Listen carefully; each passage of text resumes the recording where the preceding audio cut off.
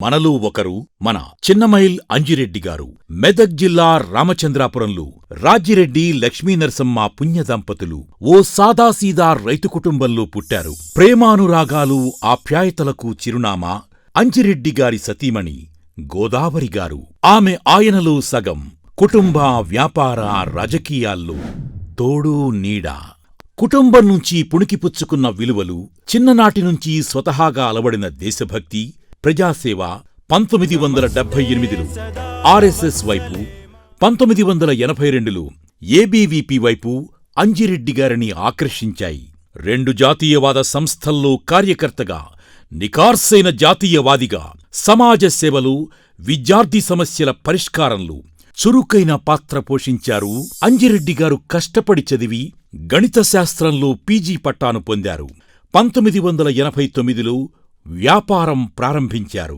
1993లో SR ఇండస్ట్రీస్కు పునాదులు వేసి నేటికీ వేలాది మందికి ఉపాధి కల్పిస్తున్నారు. చదివేందుకు విద్యార్థులు తనలా ఇబ్బంది పడొద్దని నిర్ణయించుకున్నారు. అక్కడినుంచే తన ప్రజాసేవ ప్రస్థానాన్ని పరుగులు పెట్టించారు. 2000 సంవత్సరం నుంచే ప్రభుత్వ పాఠశాలలకు ఫర్నిచర్ సమకూర్చారు. ల్యాబ్స్ ఏర్పాటుకు 60 లక్షల రూపాయల వరకు వెచ్చించారు. విద్యార్థులకు స్టేషనరీ, ఉపకార వేతనాలు, ప్రోత్సాహకాలు అందించడమే కాదు, వారికోసం నిపుణుల సహకారంతో కెరీర్ ఓరియంటేషన్ కార్యక్రమాలు నిర్వహించారు. యువతను క్రీడల్లో ప్రోత్సహించేందుకు ప్రతి ఏడాది sports meet, kho kho, volleyball, cricket టోర్నీలను నిర్వహిస్తూ తన క్రీడా స్ఫూర్తిని చాటుకుంటున్నారు.